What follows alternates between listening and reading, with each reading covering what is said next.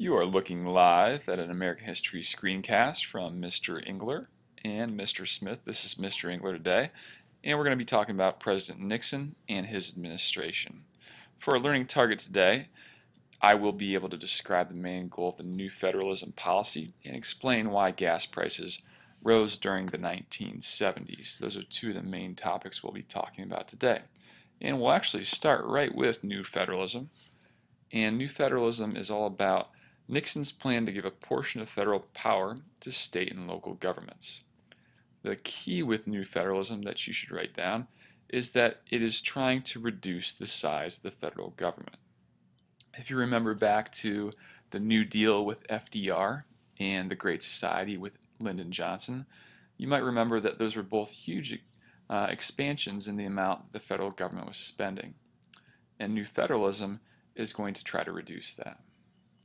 So you can see with the second bullet, he thought that the government had become too powerful from Johnson's policies, and like I said, you could probably throw in FDR's policies there as well. So you might be asking, what did Nixon do to try to save money? And you can see two different things that he tried to do. One was he tried to reduce welfare. So his idea was to make it so that anybody would be provided with $1,600 of welfare for an entire year. And they could also make a little bit more money if they had dependent children or different things like that. This didn't meet a lot of favorable positions from Congress, who needed to pass this bill, and actually it never was passed. Some liberals thought that $1,600 for a year wasn't enough money, and some conservatives believed that it wasn't a really good policy of giving just money in terms of handouts to different people. So it never really got off the ground, and Nixon's vision was squashed. Also, he didn't think that the Job Corps was as effective as it could be, and he wanted to cut that as well. Because he had some trouble working with Congress, eventually what he decided to do was impound funds, meaning that he refused to pay a lot of these funds out to the places that they were supposed to go. Eventually this idea, though, was determined to be unconstitutional by the Supreme Court, and he had to give up the $15 million that he had withheld from those groups and pay it out. Another issue that came up with Nixon's presidency was trying to unite the country. That's one of the things that he ran on in 1968, was that he wanted to unite the country because it had become so divided as a result of the Vietnam War. On one side you had the silent majority, which you can see there was a book that was written about that on the left side right here. And also you had the counterculture movement. So these two groups had very different ideas of what the United States should be. The silent majority, basically the traditional American values side of things, and the counterculture was more progressive, you could say, or just a lot different than traditional values. In order to promote this unity, Nixon took part in some sometimes legal and sometimes illegal type of activities. So he had an enemies list of people that he thought were a threat to the government, and a lot of times these people, if you had to say which side they were on, they would be a part of the counterculture movement. So in order to keep an eye on what they were doing, he would wiretap their phones, he would use the IRS to audit their tax returns, and different things like that in order to keep an eye on them. And like I said, not always legal. And as we get into the next section and we talk about the Watergate scandal, he's definitely going to get in trouble for some of the policies that he took. Another controversial part of Nixon's presidency was his Southern strategy. Throughout the 1960s, you may remember when talking about the Civil Rights Movement, African Americans made a lot of gains in the South. So the system of segregation is going to be overthrown as a result of laws like the Civil Rights Movement of 1964, 1968, also the Voting Rights Act of 1965. So there's a lot of things that are going to overthrow segregation, and also things like the Brown v. Board ruling. But Nixon is going to see an opportunity. If you think back to the election of 1968, which he won, he still did not win many of the states in the South, and the person that did is on the bottom here. And I know this button got cut off a little bit, but it says Wallace for president in 1968. Then it says law and order, which was his main rallying cry because he thought that integrating different places would get in the way of law and order, which you may remember led to some problems. A lot of these integration policies did lead to some problems in places like Little Rock, Arkansas with the Little Rock Nine, and some other places too. And Nixon's going to seize this opportunity and try to win a lot of these votes in the election of 1972. And what he did to try to win the votes was to overturn a lot of the things that happened with integration. And he wanted to go a little bit back further to more of a type of segregated society. So you can see one of the quotes that he had about the South, and he said, "There are those who want instant integration and those who want segregation forever. I believe we need to have a middle course between the two extremes." And usually in the political world, compromise is a good thing, but with this compromise, it would just be asking African Americans to continue to wait. And we've talked about this a few different times, and maybe you've talked about it a little bit in English class as well. And I added the dream deferred poem on the side. So what actually happens when a dream is deferred or people are told to wait? And you can see some of the different things that may happen there. We also read a section of the letter from a Birmingham jail by Dr. King, and in that letter he talks about how long African Americans have been told to wait and what could happen if they're continued to be told to wait, and some of the bad things that would happen there too. So Nixon is taking a little bit of a step backward in terms of some of the civil rights policies of the federal government. Another problem in the 1970s, and it's not just going to be during Nixon's administration, is going to be a term known as stagflation. And stagflation is a combination of high unemployment and also high inflation.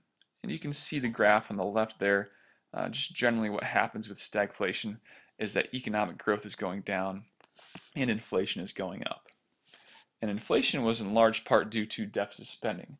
These government programs that were calling for a lot of money going out in terms of maybe Medicare and Medicaid and programs like that, the Social Security Act. Also, unemployment was going up. Women were working more than they had in the 1950s. Baby boomers were entering the job force, and also increased international trade is going to cause a more unemployment percentage because there's more workers throughout. Nixon's solution to all this is there's going to be a couple different things he tries to do. He's going to try to cut the size of the government through new federalism. He's also going to try to freeze wages and prices, and he tries this for about 90 days. And there's small gains, but that's not something that you can do for an extended period of time. And he also urges interest rates to increase. By not borrowing as much money, the hope was that inflation would go down because it would reduce the amount of money in the economy. But also, it makes it tough for the economy to grow because people, if they want to start a business or buy a house, they need loans to do so. And if interest rates are high, then they're not going to be as able to have a loan, or they're going to have to pay more for that loan.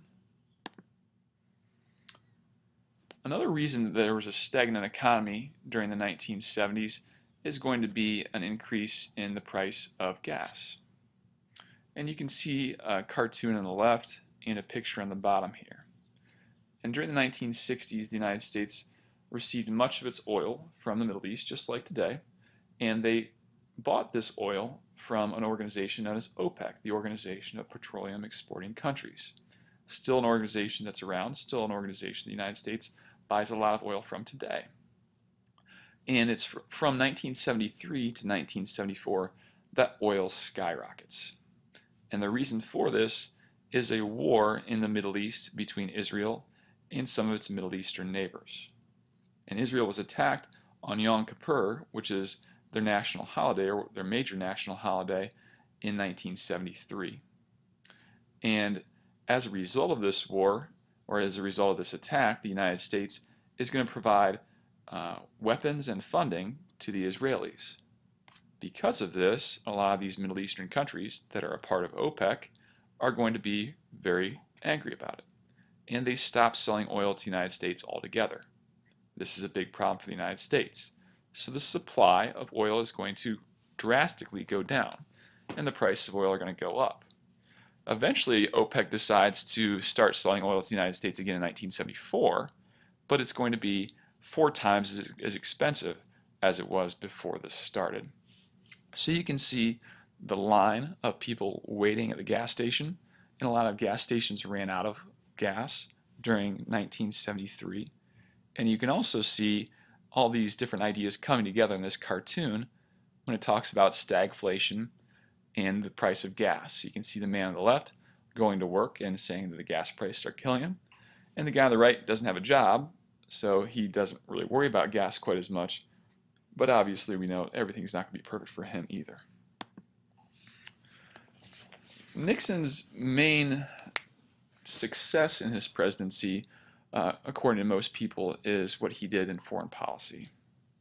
And he said, "I've always thought this country could run itself domestically without a president, but he's really going to focus on foreign policy." And that's because of that quote. So his main policy is going to try to reduce tensions between countries. And he ran on trying to get the United States out of Vietnam, and eventually he's able to do that.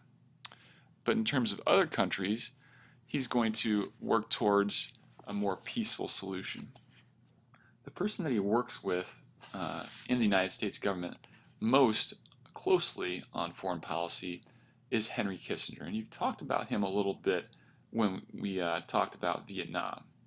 And he eventually is going to become the Secretary of State for Nixon. He started out as an aide to Nixon. And together they adopted a policy known as realpolitik, meaning that they're not going to be as concerned with some of these smaller countries as previous administrations had been in the past. So a country like maybe Vietnam, they wouldn't worry about turning communist, and they would go away from the idea of the domino theory, how if that country goes communist, then the rest of the area would go communist. They wouldn't be as worried about that. They wanted to really focus on the countries that already had power, so countries like the Soviet Union and China.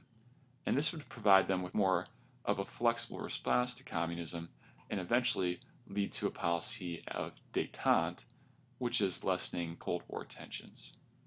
So they were able to work with some of these superpowers, in particular China. It's under Nixon that the United States recognizes China for the first time since 1949, and that's when China turned communist. And for the most part, people in the United States are supportive of Nixon's foreign policy because he does reduce Cold War tensions, and there's not this constant threat of nuclear weapons being used. This does it for our screencast for this section. Hopefully you learned a little bit about President Nixon's domestic policy and a few foreign policy things outside of Vietnam. We'll see you next time.